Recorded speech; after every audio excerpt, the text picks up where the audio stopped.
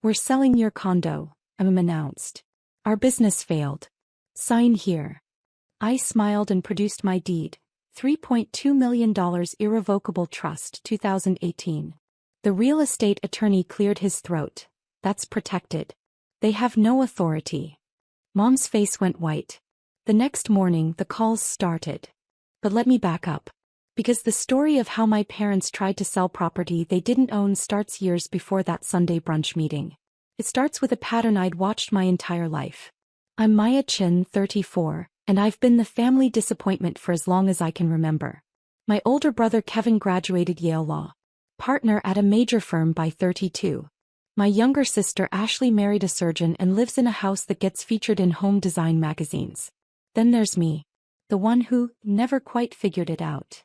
I went to state school. Studied finance, which my parents thought was pedestrian. I worked in corporate banking for 3 years, which they called middle management mediocrity. When I left to start my own financial consulting practice at 27, Dad actually laughed. Consulting, he said, making air quotes. That's what people call unemployment when they're too proud to admit they failed. My parents owned Chin and Associates, a marketing firm they'd built over 30 years. It was successful once. They loved reminding me of the glory days. The big clients. The downtown office. The respect they commanded. By the time I was in my 20s, that glory was fading. But they refused to acknowledge it. Pride is a hell of a drug. Family dinners were performance reviews I never passed. Kevin would discuss his latest case victory. Ashley would show photos of her remodeled kitchen. I would mention a new client and Dad would change the subject. How's the job hunt going? Mom would ask as if my business didn't exist. I have a business, Mom. 12 clients currently. Oh, that's nice, dear. But when are you going to get a real position? With benefits. It wore me down for years. The constant dismissal. The way they introduced me at parties. This is Maya, she's figuring things out. The sympathy looks from their friends. When I was 29, I made my first million. A client I'd advised on portfolio restructuring gave me a significant bonus when they saved $800,000 in taxes. I didn't tell my family. I'd learned by then that success I achieved didn't count in their eyes. Instead, I met with a financial advisor and an attorney. We set up structures. Protection. Strategy. By 31, I was doing extremely well. Corporate clients paying $15,000 to $50,000 for comprehensive financial planning. Investment consulting that earned me percentage points on successful outcomes. I was clearing $400,000 annually, working from home in my pajamas while my family thought I was still trying to make consulting work. That's when I bought the condo. It was a 3-bedroom penthouse in downtown Seattle. Floor-to-ceiling windows. View of the Sound. The building had a gym, a rooftop terrace, and security that actually paid attention. List price, $2.8 million. I paid $3.2 million after a bidding war. My attorney set it up as an irrevocable living trust. Federal protection. Established April 2018. The trust documents were airtight. Nobody could touch it. Not creditors. Not lawsuits. Not family members with bad ideas. I moved in and said nothing. When Mom asked where I was living, I said, downtown. When Dad asked about rent, I said, it's manageable. They assumed I was in some studio apartment barely scraping by. I let them assume. Kevin visited once. Walked through my space with barely concealed shock. How are you affording this? He asked. Consulting pays better than you think, I said. He looked skeptical but didn't push. Kevin was too busy being important to worry about his failure sister's living situation. The truth was I wasn't just consulting anymore. By 32, I'd transitioned into private wealth management for tech executives. My clients were CTOs and founders who needed someone to manage their sudden money. I charged $100,000 annual retainers. I had 8 clients. I was making $1.2 million annually. My family still thought I was struggling. The next 2 years were the most professionally satisfying of my life. I expanded my client base to 12 high-net-worth individuals. I brought on an associate to handle the administrative work. I established an LLC for my consulting practice. I invested heavily in index funds and commercial real estate. By 34, my net worth was $4.7 million. I still showed up to family dinners in Old Navy jeans and drove a 7-year-old Honda Civic. My parents' pity was easier to tolerate than their jealousy would have been. Meanwhile, their business was dying. Chin and Associates was bleeding clients. The marketing world had moved digital and my parents refused to adapt. Dad called social media a fad for teenagers. Mom thought email campaigns were impersonal. They were hemorrhaging money but maintaining appearances. Expensive office lease they couldn't afford. Country club membership they couldn't justify. Lifestyle their revenue no longer supported. I watched it happen from the outside. Offered help once. If you need financial advice, I could look at your books, I said at Christmas dinner year 33. Dad's face turned red. When I need business advice from someone who works in their pajamas, I'll let you know. Kevin laughed. Ashley changed the subject. I stopped offering. By summer of this year, I heard through Kevin that they'd taken out a second mortgage on their house. Then a business line of credit. Then loans from friends. The debt was crushing them. I felt bad. Genuinely. These were my parents. But every time I considered helping, I remembered every dismissive comment.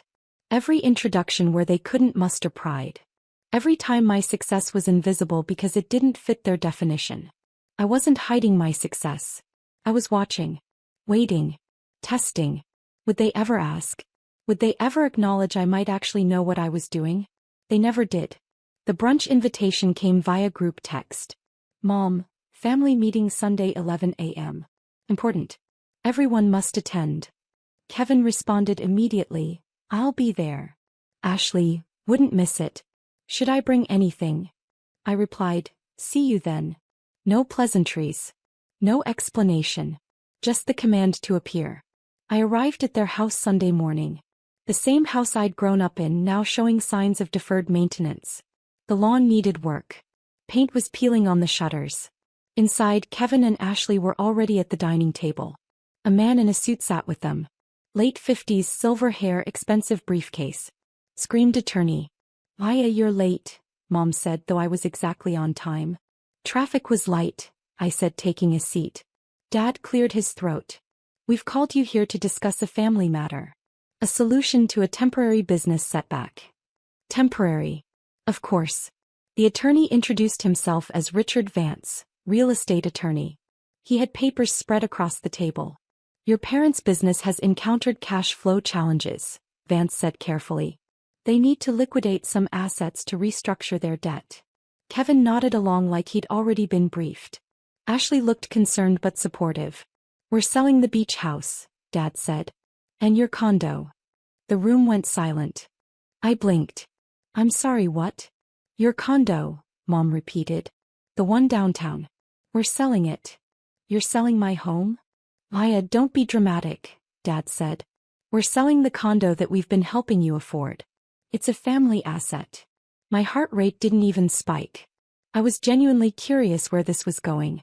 You think you own my condo? We've been contributing to your rent for years, Mom said. We have records of every transfer. That was technically true. They'd sent me money periodically. Help with rent, they called it. Usually around holidays, usually $500 to $1,000. I'd deposited the checks and never corrected their assumption. The money was maybe 1% of my actual mortgage, which I'd paid off in 2021. The property will sell quickly, Vance said. Downtown Seattle market is strong. Estimate $2.90 to $3.10 million. After closing costs and our commission, the proceeds will clear your parents' debt completely. And where exactly am I supposed to live? I asked. Ashley reached across the table. Maya, we know this is hard. But family helps family. You can stay with us for a few months until you find something affordable. Something affordable.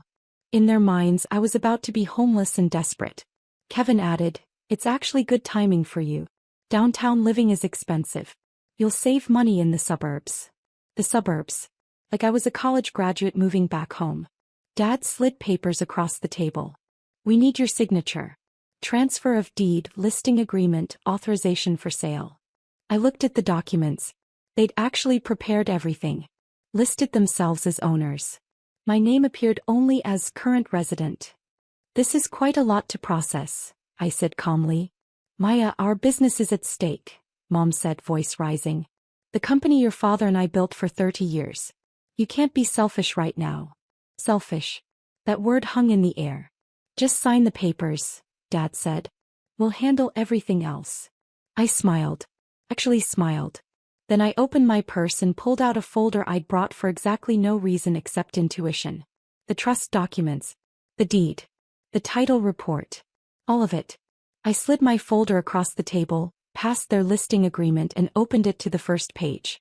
Before I sign anything, I said, I thought you might want to see this. Vance leaned forward. His eyes scanned the top document and his expression changed. Professional mask slipping into something like alarm. What is that? Dad demanded. The deed to my condo, I said. Want to read it? Mom snatched the paper. This doesn't make any sense. Says, Maya Chin Irrevocable Living Trust established April 2018. Keep reading, I encouraged. Property value $3.2 million. Purchase price $3.2 million. Trust designation. Federal protection under IRC 2036. Her voice trailed off. Vance had gone pale. He was flipping through the other documents now. The trust agreement. The title insurance policy. The closing statement from 6 years ago. I don't understand, Ashley said. Maya, did you buy it? In 2018, I confirmed. Paid cash. Well, certified check. Same thing. Kevin grabbed the documents from Mom. This is impossible. You couldn't have had this kind of money. You were 28. You were just starting out. I was doing quite well, actually. Doing well. Dad's voice cracked. Where did you get $3 million? I earned it. The silence was spectacular. Vance cleared his throat. Mr. and Mrs. Chin, I need to speak with you privately. No, Mom said sharply. She's lying. This is fake. She forged these documents to avoid helping us. I almost laughed. The trust is registered with King County. The deed is recorded. Call the county recorder's office. Call the title company. Here's their number. I slid my business card across the table. Not my consulting card. My personal card with my attorney's contact information. You want to verify? Be my guest. Vance was already packing his briefcase. I cannot proceed with this sale. The property is held in an irrevocable trust with federal protection. Your daughter is the sole trustee and beneficiary. You have no legal authority to sell, transfer, or encumber this property in any way. That's ridiculous, Dad sputtered. We've been helping her pay for it. Gifts, I said. Generous gifts which I appreciated. But you've given me maybe $30,000 total over 6 years. My mortgage was $12,800 monthly before I paid it off. Do the math. Kevin was doing the math. I could see it on his face. $12,800 a month that's over $150,000 a year just for the mortgage. Paid it off in 3 years, I added. Saved me about $340,000 in interest. Ashley looked like she might cry. Maya, how is this possible? Financial consulting, I said. Turns out it pays pretty well. The room erupted. You've been lying to us for years. Mom's voice hit a pitch that probably bothered the neighbor's dogs. I never lied, I said calmly. You assumed. I let you. Dad pointed a shaking finger at me. You let us think you were struggling. You took our money. You sent money without asking if I needed it. I accepted it graciously. There's a difference. Kevin stood up, pacing. This is insane. You bought a $3.2 million property at 28? That's what senior partners make. How? Client bonuses, consulting fees, investment returns. I'm good at what I do. But you never told us, Ashley said, wounded. We're your family. Would you have believed me? I asked. If I'd come to Christmas dinner at 28 and said, I just bought a $3.2 million condo, what would you have said? Silence. You would have accused me of lying then too. Or assumed I'd done something illegal. Or married someone rich. Because in your minds I'm the family failure. Nothing I achieve changes that narrative. Mom's hands were shaking. How dare you? After everything we've done for you. What exactly have you done for me? The question came out quieter than I intended. We raised you. We paid for your education. State school on scholarships. I took loans for the rest. Paid them off by 26. We gave you opportunities. You gave Kevin and Ashley opportunities. You gave me disappointment every time I didn't meet your impossible standards. Dad slammed his hand on the table. This is about our business. We're losing everything. And you're sitting on millions while we drown. There was the real anger. Not that I'd hidden my success. That I had success while they were failing. You never asked for help, I said. Not once. I offered to look at your books 2 years ago. You laughed at me. Because you don't know anything about running a real business. I manage $47 million in client assets. I have 12 clients paying me $100,000 annually each. I clear $1.2 million a year working from my condo in my pajamas. I think I know a little about business. The number hit them like a physical blow. $1.2 million? Kevin's voice was barely a whisper. That's more than I make. It is, I confirmed. Ashley covered her mouth. Mom sat down heavily. Dad looked like he might have a stroke. Vance stood up. I'm leaving. Mrs. Chin, Mr. Chin, you need different counsel. I specialize in property sales, not family therapy. Wait, Mom called after him. There has to be something. She owes us. We're her parents. Vance turned back, professional to the end. She owes you nothing. The property is legally hers. Has been for 6 years. My advice. Hire a financial consultant to help restructure your business debt. Perhaps your daughter would be willing to help. He gave me a slight nod and left. The sound of the door closing was deafening. You could still help us, Mom said finally. You have the money. I could, I agreed. Then do it. We're your family. Let me ask you something, I said. If I help you now, will anything change? Will you stop introducing me as the daughter who's figuring things out? Will you acknowledge I'm successful? Will you respect what I do? Dad's jaw clenched. This isn't about respect. It's about family loyalty. Loyalty works both ways. I've spent 34 years trying to earn your respect. Your approval. Your basic acknowledgement that I might know what I'm doing. I never got it. Because you hid everything. Ashley protested. I tested you. For 6 years. Waiting to see if you'd ever ask me about my business instead of asking when I'd get a real job. Waiting to see if you'd notice I wasn't struggling. Waiting for basic curiosity about your daughter's life. Kevin sat back down. So this is revenge. We're losing everything and you're teaching us a lesson. This is boundaries, I corrected. I'm not responsible for your business failures. I'm not responsible for your debt. I'm not your retirement plan or your emergency fund. Mom started crying. Real tears. How can you be so cruel? Cruel was every dismissive comment. Every time you made me feel small. Every family dinner where my success was invisible. Every introduction where you couldn't find one positive thing to say about me. We were trying to motivate you. You were trying to feel superior, I said quietly. And now that you need something from me, suddenly I'm supposed to forget all of that? Dad's face was red. You're just like your grandmother. Calculating. Money obsessed. I'm financially responsible. There's a difference.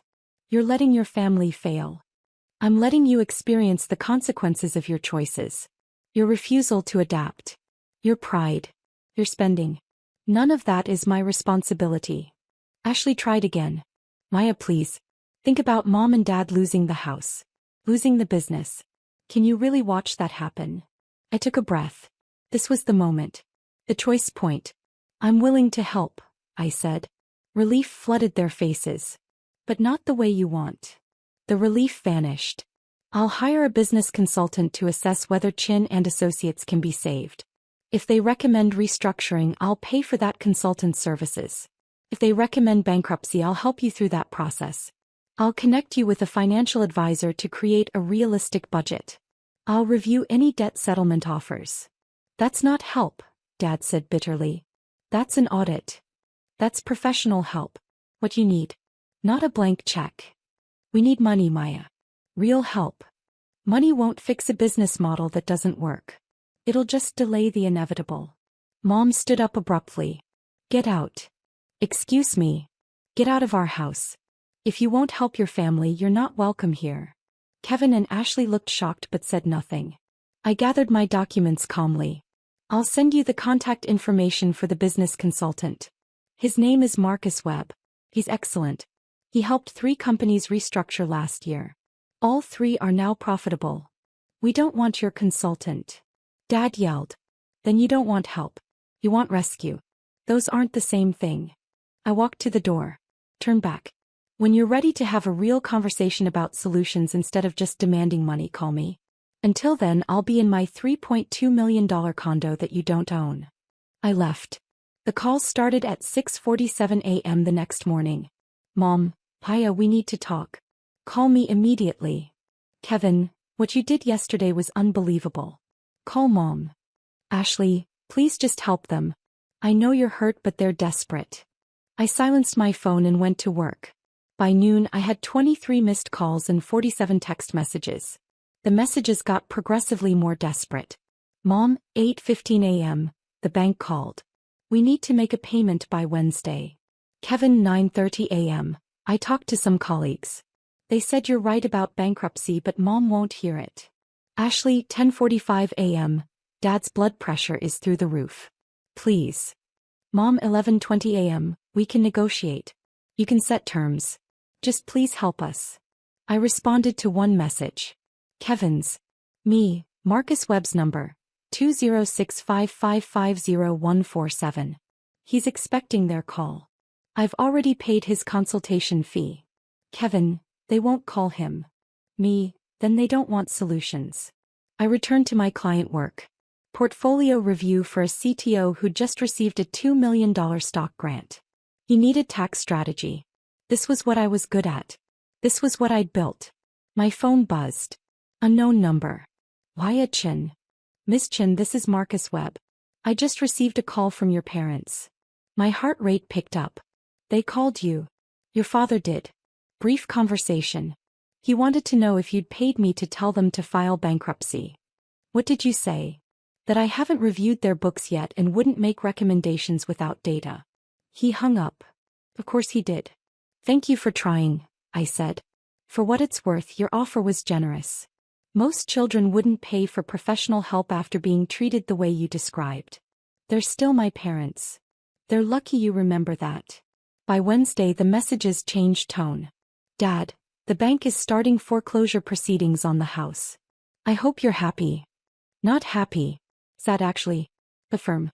I didn't respond. Thursday afternoon, Ashley showed up at my building. The doorman called up. There's an Ashley Chin here to see you. Send her up. He walked into my condo and just stared. Really looked at it for the first time. Maya, this is incredible. Thank you. I never really saw it before. I mean, I knew it was nice, but you saw what you expected to see. What they told you to see. She sat on my designer couch. Probably $8,000. She didn't know that. They're going to lose everything, she said quietly. Probably. You really won't help? I offered help. They refused it. Money, Maya. They need money. How much? She blinked. What? How much do they need? Specific number. Dad said maybe $400,000 to clear the immediate debts and keep the business going another year. And next year. What? Next year, when that money's gone and nothing's changed, how much will they need then? Ashley didn't answer. That's why I won't write a check, I said. Because it's not a solution. It's a delay. And in 12 months, we'd have this exact conversation again, except I'd be $400,000 poorer and they'd resent me anyway. Why would they resent you? Because I'd have saved them. And every day after, they'd have to live with the fact that their failure daughter rescued them. That's a pill they'll never swallow. Ashley stared at her hands. You've thought about this a lot. For 6 years I've been waiting for them to see me. Really see me.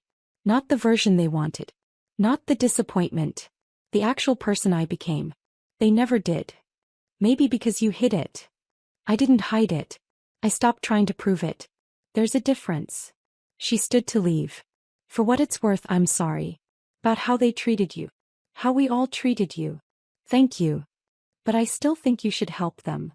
I know you do. After she left, I pulled up my financial planning software. Ran scenarios.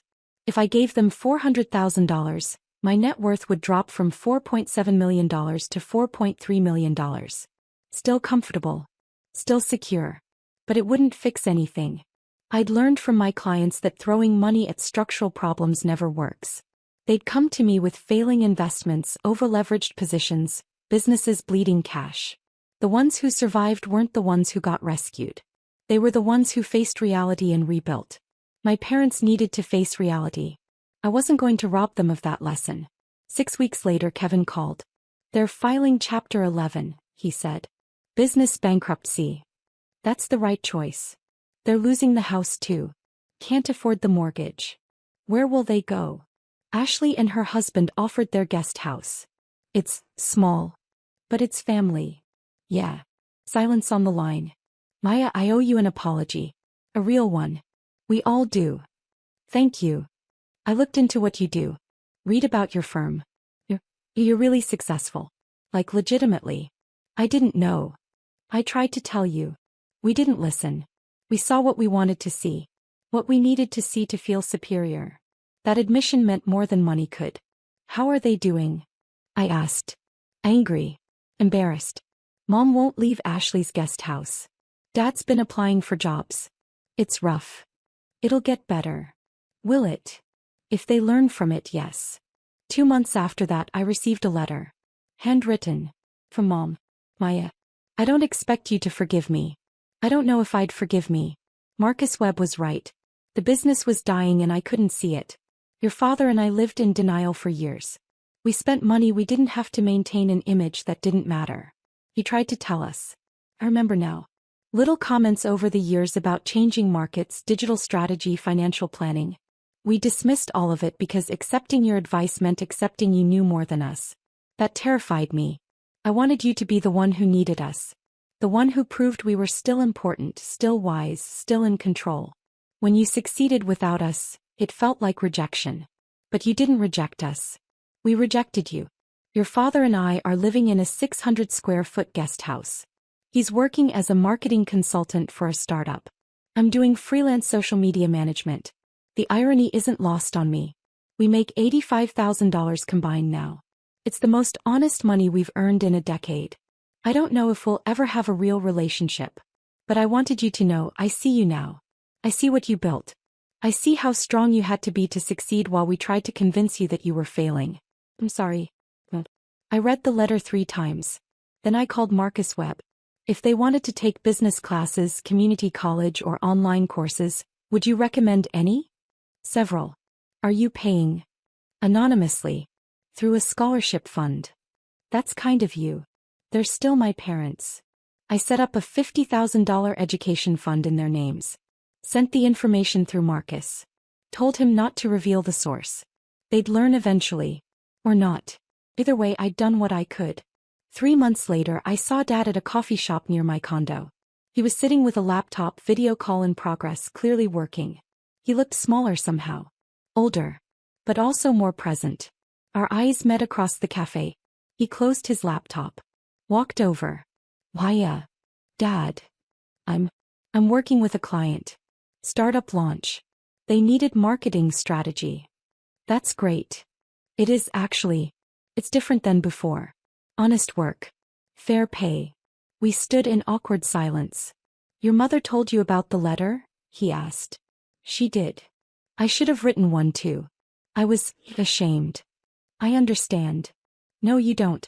You're 34 and more successful than I ever was. You did it without help, without connections, without anyone believing in you. And I spent years trying to convince you that you were failing. You were protecting your ego. I was being cruel." I nodded. "Yes. You were." He flinched but didn't argue. "But you're learning now," I added. "That counts for something." "Does it count enough?" "I thought about that. Ask me in a year." He smiled sadly. "That's fair." He went back to his table. I got my coffee. As I left, I glanced back. He was working again. Focused. Engaged. Maybe he'd make it. Maybe they both would. But either way, I'd learned the most important lesson. I didn't need their approval to be successful. I didn't need their validation to know my worth. I'd built something real. Something mine. And that $3.2 million condo? Every time I walked through the door, it reminded me, I was never the family failure. I was the one who succeeded despite them. That's a different thing entirely.